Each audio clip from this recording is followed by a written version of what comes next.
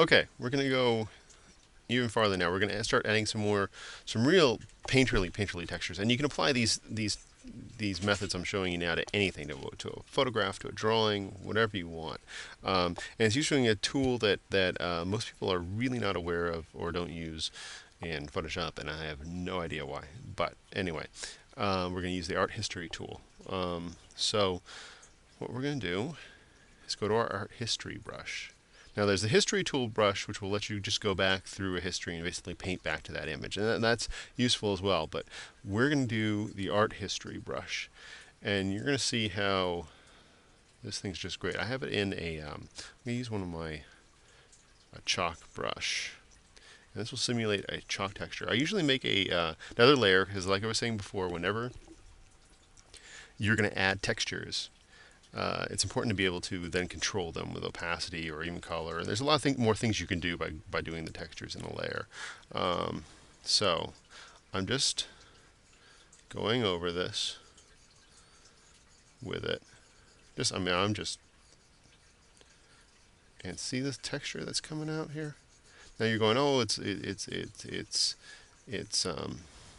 obscuring our image. Well, it's on a layer, so we can always either erase through or whatever. I'm just trying to get this really cool image. I mean, it's really kind of cool for the sides too. I can just go through here.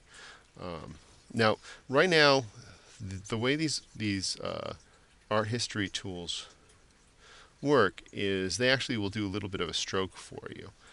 Right now, I have it on dab mode, so I'm pretty much doing the stroking. But if I switch it to, let's say, long and tight, if you can see, it actually is doing some painting for me. See how it's running? It almost does a following of the form. See, I was just here. I just have my brush pressed along here, but you can see how the strokes are going along.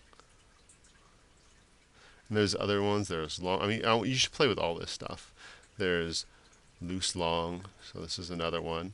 And you'll see how that's really just like doing some random strokes around it. You're kind of guiding it as you do. And sometimes this would just be great for border treatment on this. If I wanted to race through back to this whole middle area and just keep this kind of rough border treatment is pretty cool. Let's see. You can see how that's even rotating. You can see how the brush has been rotated in some of these parts. But again, I'm just kind of loosely going along, and it's really making this sort of chalk drawing out of this. Now again, you can then go into this and lower the opacity so you get some of it going on, or you could even just, be a little bit more careful with how you would apply something like this. Again, if you wanted to, or even play with the modes. I mean, I've lowered it to 48, but now I'm going through, as I showed you in the previous thing, I'm just going through, looks really cool with dissolve. Very strong, but it looks very cool. And you could even drop that down more. But you can see where you would use it. And then let's say we like this. Again, this is all about experimenting. You can either use the regular art history brush. I have it on a little texture, and just paint back to the areas that you want not to have that texture so much on it. I kind of like it on the edges and stuff. That's nice to bring back his face a little bit. You could even clean up the edges a little bit more if you wanted to. If you want to get it off a lightsaber, you get off the lightsaber.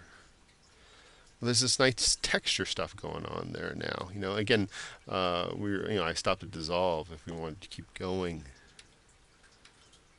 and see what these things. I mean, that's great for dirtying up certain parts. Again, you might want to just erase then through and keep this middle part.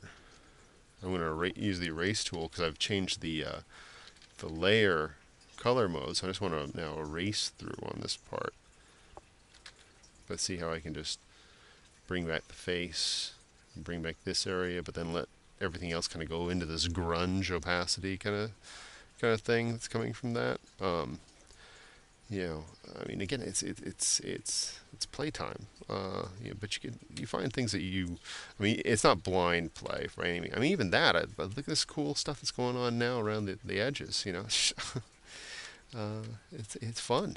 Um, yeah, let's see. I'm still just scrolling through vivid light, linear light. That gives us some interesting things going on in the background. I might erase this part here and then just keep, so we have that really dark kind of cool stuff going on in the background. Um, that's interesting. Again, so I'm gonna throw away this layer now, and I'm gonna show you a couple more art history brushes. That was the chalk one. Let's see, this art history brush. Let's see.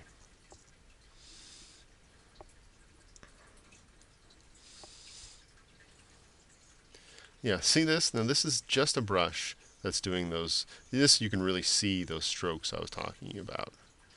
Really get sort of Picasso-esque, but you can really see too it painting for you. See, I'm just moving it along and see how it's like stroking around in areas.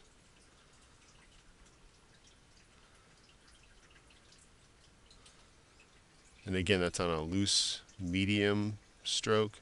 But see what's going on here. I mean, again, I'm just moving back and forth. I'm not. But see that kind of just, I mean, very interesting.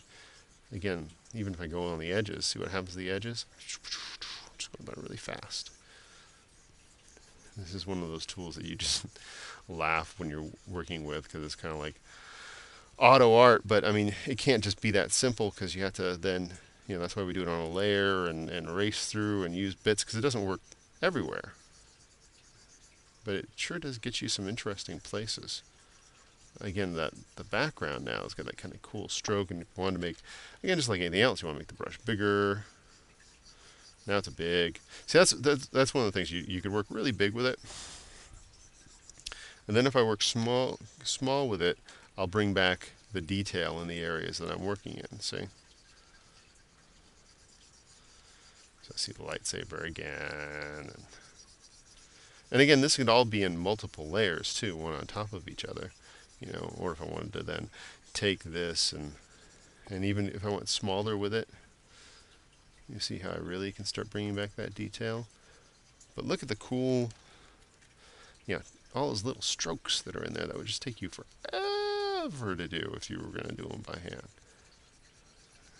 It's kind of like it almost looks like one of those the ultimate paint by numbers. If you had a gazillion little paint by number things to fill in. But I'm sure your head's already swimming with, oh, I could use that on this, or I could use this on that, or whatever. And it just it is cool. And then, like I said before, or I showed you before in the other tutorial, you could take it and you could, if you want to even have the effect be stronger, go into the unsharp mask. And look at that thing now. That's like a, oh, I mean that's it's such a cool. I mean that looks like a painting. Bring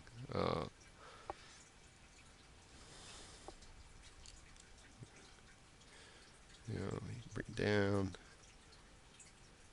Again, seeing how I'm messing with the radius. If you go radius, it gets that kind of.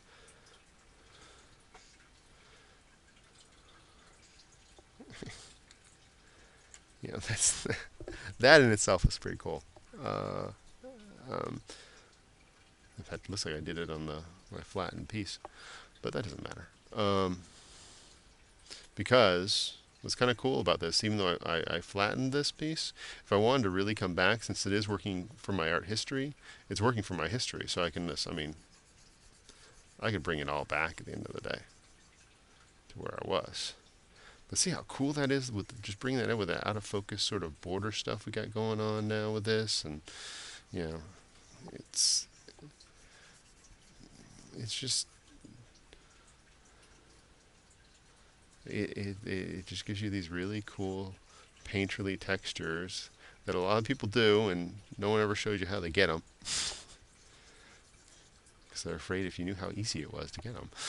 But anyway, But it's so easy to go overboard again with that kind of thing. So, um, but again, these are just, I mean, you can make all those brushes that I showed you before. You can make all those kind of brushes in here and use them as history brushes. Play with how the strokes work with them. Um, and mix and match. I mean, you can do a whole bunch of layers of this stuff and put them all together and see how they go. Um, and then add even more textures. But I mean, it's just jumping back to, I love my chalk one. So we're gonna do my chalk one again. Just, I like it because I can then, if I'm back here, I just can lose that air. I can lose edges a little bit with it. I don't want to like go everywhere with it, but I can lose, in the hairs a little bit. See how we just get that nice little texture. Again, this is more than I would normally do, but again, my job here is to show you ways of doing this stuff, and that would be just so fun. Just take it and go. All right. I'm going to save this as a messed up version as well. So you'll have this on the disk. But then again, you can, take this stuff and then go back to your regular tools and, again, show those tools that I've showed you. I mean, use those tools that I've showed you before, like the smudge tool. Just, go for that oil painting technique, Yeah, you have to make those noises, by the way, when you paint this stuff, okay? So like little lightsaber noises sort of thing. And again, don't forget, when you're done with everything, just, especially if you're going for a painterly look, just, play with the unsharp mask and see how, how it affects what you want it to be. This is often a good